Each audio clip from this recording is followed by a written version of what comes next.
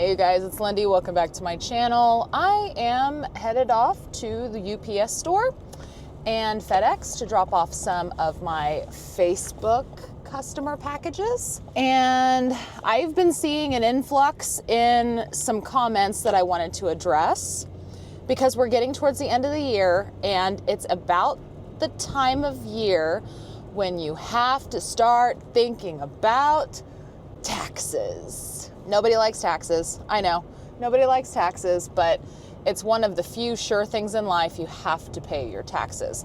And so I don't want to just talk about income taxes, but I also want to talk about sales tax because that is the kind of tax that I'm getting a lot of questions about lately. And I think that there's a lot of confusion surrounding sales tax. So I wanted to shed a little bit of light, if I can, on things like sales tax remittance, sales tax exemption as a business, and all of that. But before I talk about sales tax, I want to talk about income tax because I know that there's also a lot of frustration and confusion surrounding when you will or will not get a 1099 from a platform like eBay, PayPal, Venmo, Cash App, all of these applications where you are receiving funds. I do know that there's a lot of confusion and a lot of gray area right now. Is it, a $600 threshold? Is it a $5,000 threshold? Is it a $20,000 threshold? When am I going to be getting a 1099 so that I have to report it on my income taxes? And the first thing I want to say is, you guys, if you are making profits at all, it doesn't matter if you are getting a 1099 or not, you have to report it.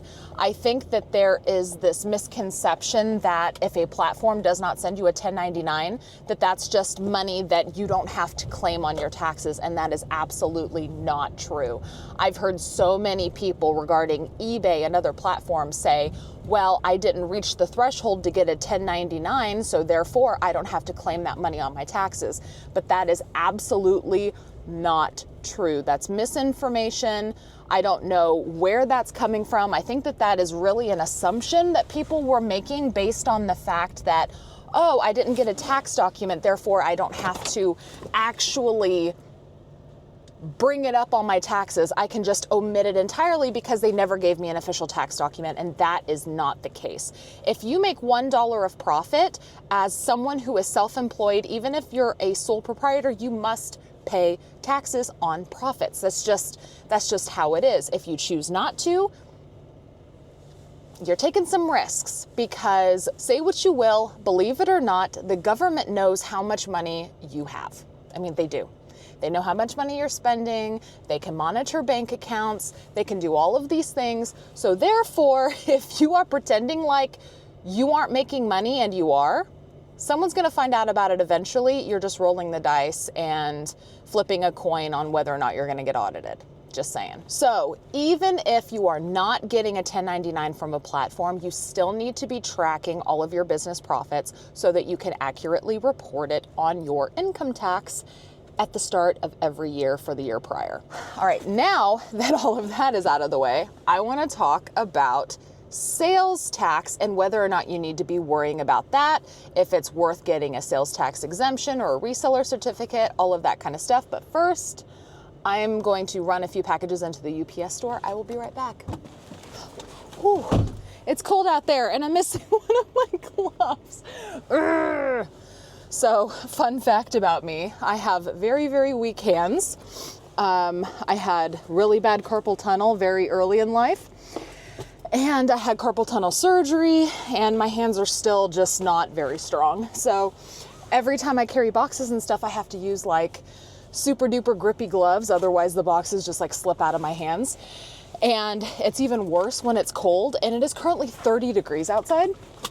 And I went to grab my gloves and one of them is missing. I think it fell out in the grass when I was walking to the car.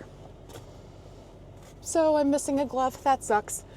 Luckily, the boxes I have handles. So anyway, onward to FedEx and talk about sales tax. So this question I started getting about sales tax first started coming in when I was talking about how much my cost of goods are at the bin store.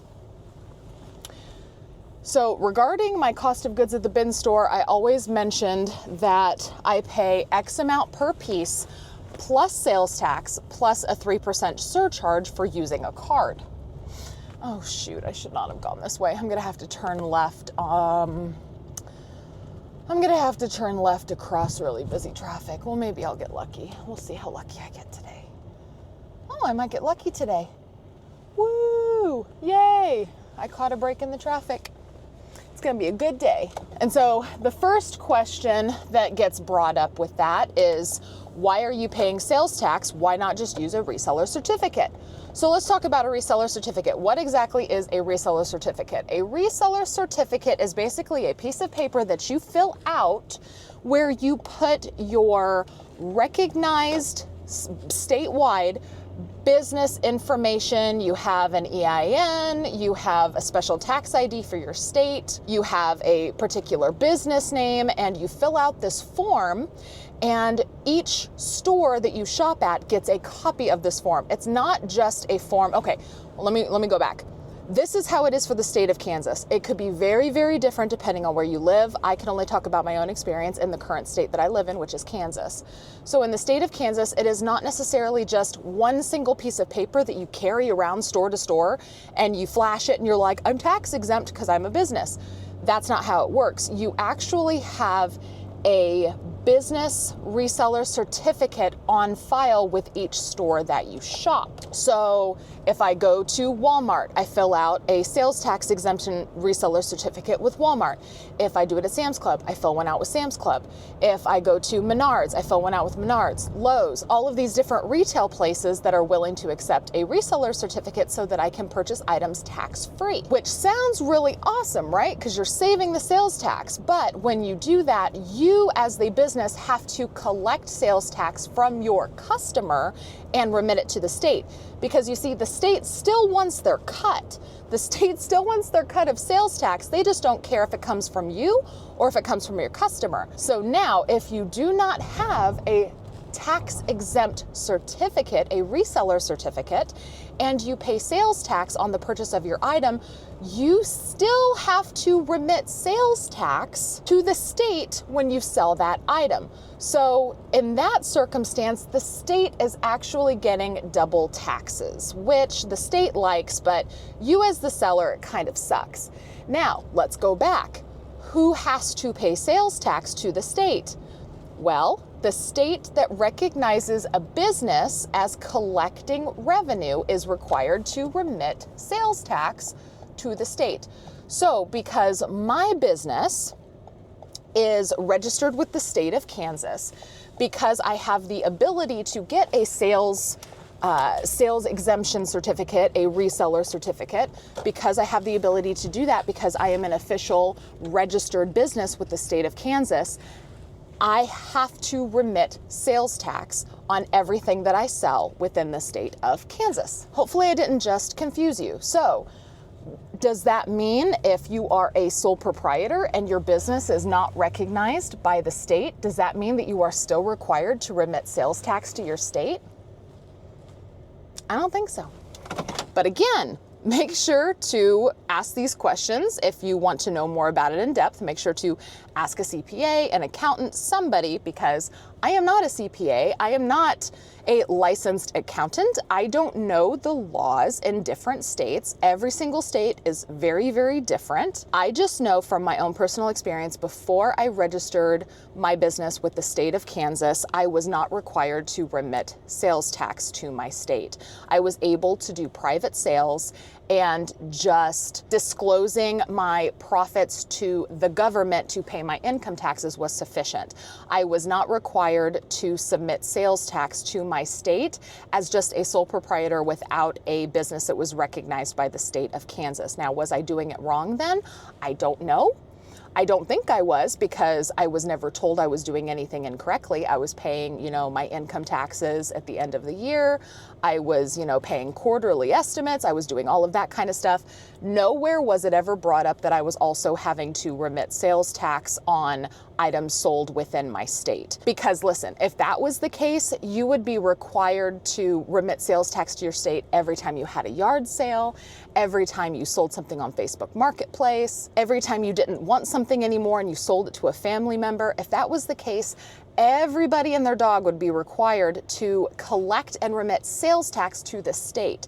It's only the official businesses with official tax IDs that are required to do this. That all being said, as long as you are just a sole proprietor, as long as you are paying your regular income taxes, you are not required to collect and remit sales tax to your state, as long as it's not required by sole proprietors within your state. So make sure that you're checking on that. Now, if you do have a registered business within your state, then yes, you are required to collect sales tax from your customers and remit them to the state. Now, the frequency of that depends on how much you are selling. For instance, when I had my brick and mortar store, I was required to remit it every single month, because that was the frequency in which they told me I needed to submit it based on my revenue on a monthly basis. But now, being back as a home-based business, the state has actually sent me a letter to tell me, based on the frequency of my filings for all of this year, in 2025, I only need to worry about remitting it once a year annually. After the store closed and I started working back out of my basement again, I was just submitting my sales tax remittance information and money, funds, all of that stuff. I was only doing it every quarter.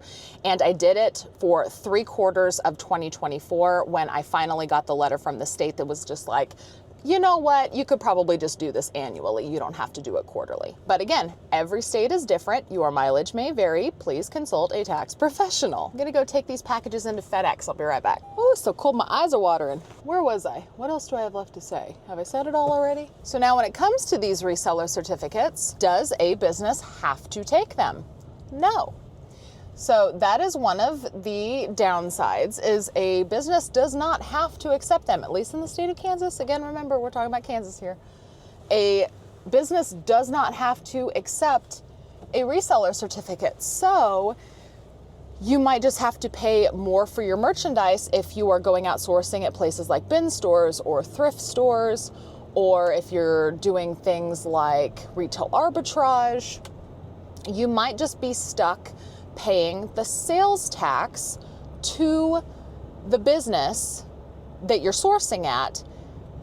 And then you might have to collect sales tax when you sell it and remit it to the state if you are a formal business within your state. Does it suck? Yes. Is it just a part of life? Yes. So that is one of the reasons why when I go sourcing, I always bring up, the price of the item plus sales tax, plus the 3% card fee that I have to pay. That is just simply because the bin store that I shop at just doesn't accept reseller certificates.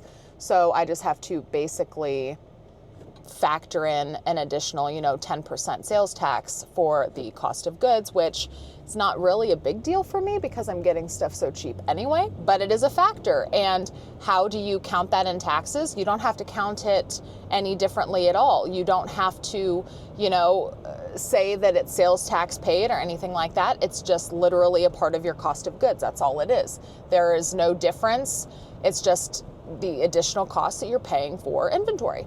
That's it. Now, is it worth it to file to get your sales tax exemption? That part depends on you. I thought that it was worth it, and I registered my business to get the sales tax exemption when I was doing a lot of retail arbitrage, when I was selling on Amazon. It was definitely worth it because, I was doing a lot of Walmart clearance shopping and all of that. And so it was worth it to save, the 8, 9, 10% in sales tax that I had to get the item cheaper so that I could turn around and sell it for more later and then collect sales tax and remit. And if you don't do a lot of that, it might not behoove you to, get a tax ID so that you can be able to be tax exempt as a reseller. But there is something to consider. Depending on where you are in your reselling journey, some companies require a sales tax certificate in order to source merchandise. For instance, there might be wholesale companies that require you to have a sales tax number in order to purchase from them. And this is usually because these companies prefer to have what's seen as legitimate businesses in the eyes of the government sourcing from them. They don't want their product to be bought and sold by some Joe Schmo that doesn't know what they're doing. They would prefer to have people that are experienced businesses purchasing their merchandise. Also, because a lot of these companies don't want to pay sales tax themselves, so therefore they pass the sales tax obligation on to their wholesale purchasers. For instance, there is, liquidation companies or wholesale companies out there that don't pay sales tax at all on their sales because all of their customers are sales tax exempt. So they are not required to pay sales tax to their state for pallet sales or case lot sales or truckload sales, because every single customer that they have is paying sales tax on their own. And so sometimes this is just a requirement that a lot of these companies have. These companies don't want to have to remit their own sales tax because, it's an extra hassle. They don't want to have to, worry about collecting and paying taxes. So they just basically say, you know what? All of our customers have to be resellers. All of our customers have to have reseller certificates or sales tax exemptions, so we don't have to worry about remitting any of these sales to the state, which is legal. It sounds illegal. It's not illegal, trust me. So depending on where you are in your reseller journey and where exactly you are sourcing, it might be a good idea for you to get that that reseller sales certificate, just so that you can, source at the next level. You get what I'm saying? Now, is it difficult to get your business registered with the state in order to get this ID? No. At least it wasn't difficult in the state of Kansas. Within the state of Kansas, I was literally able to do it online and get my tax ID within minutes. They did send me, an official Kansas registered sales tax certificate. They sent me the formal thing and everything, but I actually had the ID within minutes of filling out the form online. So therefore I was able to qualify to purchase with certain wholesalers or fill out a reseller certificate for Walmart if I wanted to do retail arbitrage. I was able to do all of that instantaneously within the same evening. Again, states might differ, but that's how it was with Kansas. So realistically, it is up to you and where you are in your business on whether or not that's a good idea for you.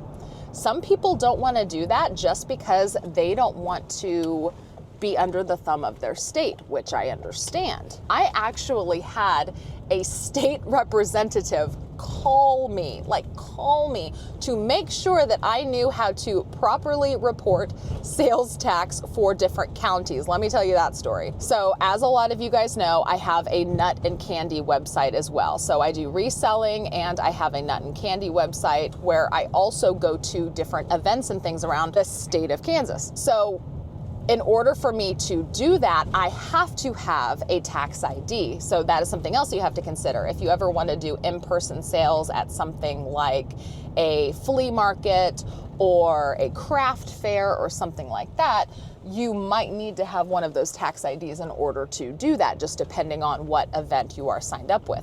So this event in particular was out of my current county. And it was the first time that I had done an event outside of the county in which I live and do most of my sales tax filing. Because each county, at least in the state of Kansas, that's probably, true for your state too. In my state, each county has a different percentage. So what ended up happening was when I did this event that was in a different county from which I reside, my state tax ID pops up with the state as, oh, she did an event in a different county. I hadn't filed the taxes yet. But that event coordinator has to submit all of the tax IDs for the vendors that were at this craft fair. So when the coordinator of the event submits all of this information to the state, my tax ID was like a beacon. They were like, oh, this tax ID hasn't ever sold in this county before. So the representative literally picked up the phone and called me and said, hello, Lindy, we noticed that your tax ID is in a different county from which you have remitted sales tax in the past. She didn't actually sound like that, but it was like one of those super weird calls. Like, it completely caught me off guard. And she just basically told me that she was contacting me because it was the first time that she had seen my tax ID pop up in a different county, and she wanted to make sure that I knew how to properly file my state sales tax in different counties. So basically what happens is you fill out your sales tax ID form to the state, and there are different codes for different counties within the state. So she wanted to make sure that I knew how to accurately code the counties on the tax form so that I was paying proper taxes, because when you are doing a craft event or whatever, flea market, whatever you want to call it, if you're doing an event, you are required to pay the amount of sales tax where that county is. So that county in particular was actually 1.5% higher than what I would typically remit. My current county, it's 8%, and in that county, it was 9.5%. Yeah, almost 10% sales tax. But of course, it's always best practice if you are at an event to have the sales tax kind of wrapped into your price so that you're not having to calculate sales tax when, when people are buying stuff from you. So it's kind of like, oh, it's $5 for a bag of nuts. I'm not going to say it's $5.49 for a bag of nuts, because it's just, nobody likes that. So that just means that I have to remit a different amount of taxes. So like in this county, I'm remitting 8% of my sales that day. In this county, I'm remitting 9.5%. In this county, I'm remitting 7.75%. In this county, I'm remitting 10.5%. It just depends. So anyway, the state actually contacted me. So it was kind of a little bit of an eye-opener, which I already knew, but it was just kind of like that in-your-face reminder that they're watching you. Like, the state is watching you.